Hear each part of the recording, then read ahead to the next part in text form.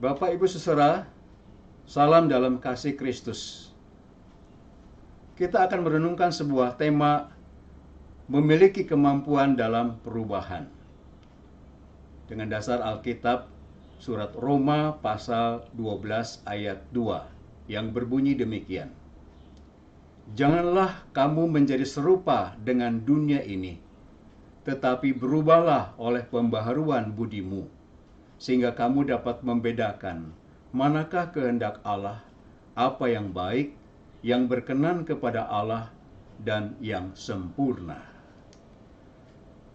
Bapak Ibu Saudara, di sekitar kehidupan kita, bahkan dalam kehidupan kita, ada begitu banyak hal yang berubah. Entah perubahan itu adalah perubahan ke arah yang lebih baik, atau sebaliknya ke arah yang lebih buruk. Perubahan dengan waktu yang sangat singkat atau perubahan secara bertahap. Hidup kekristenan kita juga tidak lepas dengan yang namanya perubahan. Perubahan ini bukan berbicara tentang perubahan baik bersifat fisik, tetapi perubahan yang berkaitan juga dengan pembaharuan hidup orang percaya. Oleh karena itu, yang menjadi masalah ada orang yang mengaku Kristen tetapi hidupnya di dalam dosa dan tidak ada perubahan di dalam perilaku kesehariannya. Apakah kita harus merasa takut jika kita memang harus menghadapi perubahan? Tidak perlu kita takut, sebab itu akan membuang energi. Perubahan tidak bisa dilawan. Justru perubahan hanya bisa kita sikapi dan kita hadapi. Perubahan akan terjadi dalam hidup kita, apakah kita sedang menanti ataupun sedang menolaknya. Bagaimana caranya kita menyikapi perubahan? Manusia adalah makhluk ciptaan Allah yang diciptakan segambar dan serupa, yang memiliki pikiran, perasaan, dan kehendak. Kita sebagai manusia adalah pribadi yang dinamis dalam pikiran, tindakan. Rasul Paulus dalam surat Roma pasal 12 ayat 2 memberikan petunjuk untuk dapat memiliki kehidupan yang sesuai dengan kehendak Allah adalah memulai perubahan itu dari pikiran kita atau akal budi kita. Segala tindakan kita, entah itu baik atau jahat, merupakan cerminan dari pikiran kita. Itulah sebabnya Rasul Paulus memberikan perintah untuk mengalami perubahan harus dimulai dari pikiran kita. Sasaran perubahan yang dimaksud Paulus adalah hidup yang serupa dengan Kristus, sebagaimana disaksikan di dalam surat Filipi pasal 3 ayat 10, yang ditandai dengan pola hidup yang dipenuhi dengan buah roh, sebagaimana tertulis di dalam surat Galatia pasal 5 ayat 22 sampai dengan ayat 23. Buah roh yang bertentangan, berlawanan dengan kehidupan dalam kedagingan. Buah roh yaitu kasih, sukacita, damai sejahtera, kesabaran, kemurahan, kebaikan, kesetiaan, kelemah lembutan, penguasaan diri. Kita sebagai pengikut Kristus tidak boleh menjadi serupa dengan dunia dan dikuasai oleh keinginan kedagingan kita. Kita justru harus dikuasai oleh keinginan roh Tuhan. Kerusuhan dengan dunia ini membuat kehidupan rohani kita akan lumpuh dan bahkan tidak bertumbuh. Kita harus memberi diri kita diperbaharui oleh Roh Kristus dalam pikiran kita, yang mengendalikan perasaan dan kehendak kita. Bapak Ibu Saudara, siapa sih yang gak senang melihat kupu-kupu? Serangga yang satu ini memang indah dan sangat menawan. Indahnya kupu-kupu ini membuat sebagian orang bahkan ingin memeliharanya. Kupu-kupu ini seringkali dilambangkan sebagai kebebasan, tapi juga dilambangkan dengan simbol wanita dalam hal kecantikan. Namun tahukah kalau kupu-kupu ini terlahir tidak langsung berbentuk cantik, indah, dan menawan. Kupu-kupu bermula dari hewan yang tidak terlalu disukai, yaitu ulat. Proses perubahan bentuk ini disebut sebagai metamorfosis. Banyak orang mungkin menyaksikan proses metamorfosis kupu-kupu secara langsung. Proses yang dialami kupu-kupu bisa kita pakai sebagai bentuk sederhana dari sebuah perubahan kita dari manusia lama menjadi manusia baru. Sebagaimana ulat yang bertransformasi menjadi kupu-kupu, demikian juga orang Kristen bertransformasi dari manusia lama menjadi manusia baru. Manusia lama, manusia hidup di dalam dosa. Manusia baru adalah manusia yang hidup di dalam kekudusan Tuhan.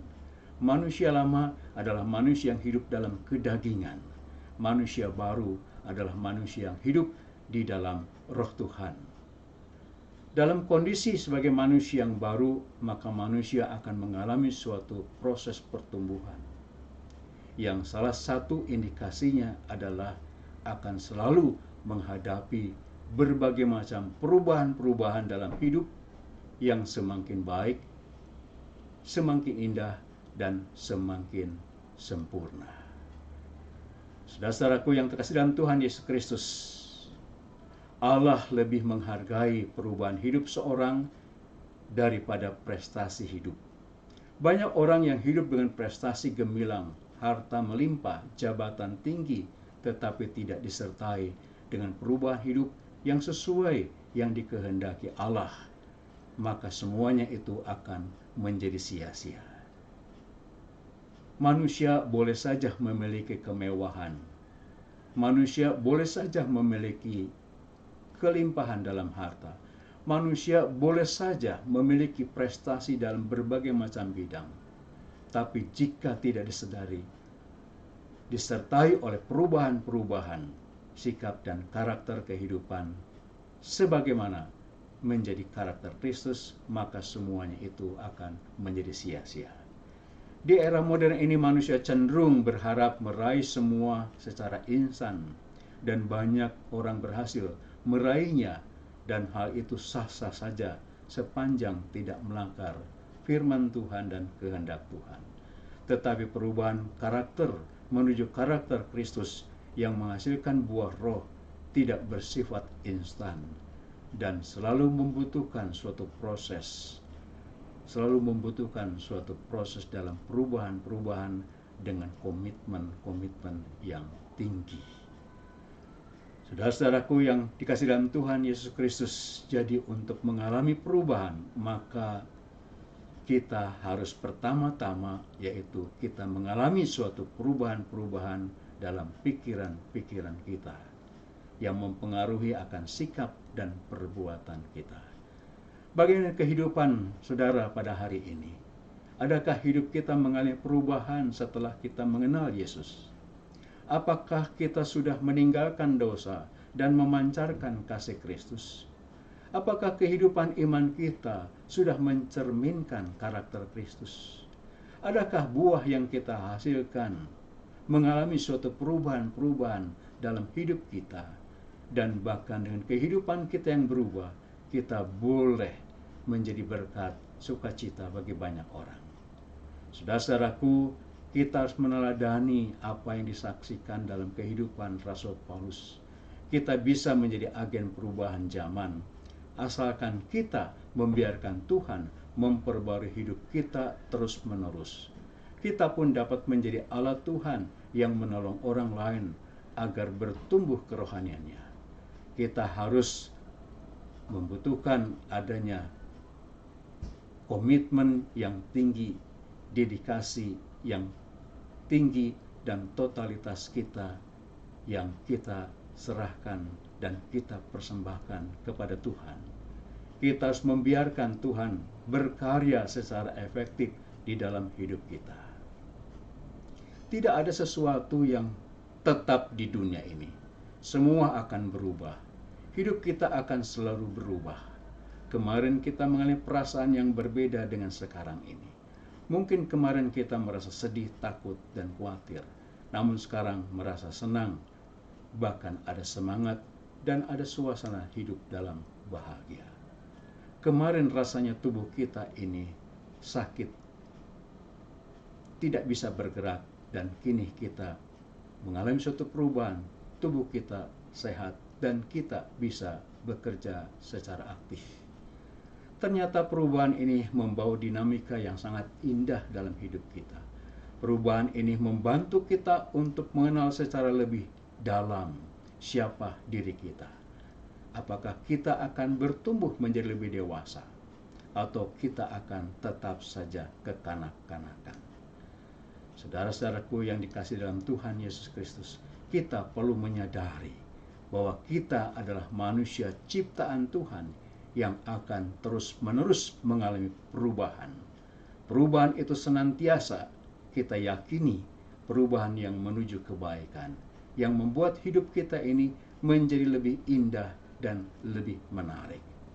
Untuk itulah kita mesti mensyukuri jika kita diberikan kemampuan oleh Tuhan, yaitu memiliki kemampuan dalam menghadapi perubahan-perubahan dalam hidup ini. Amin.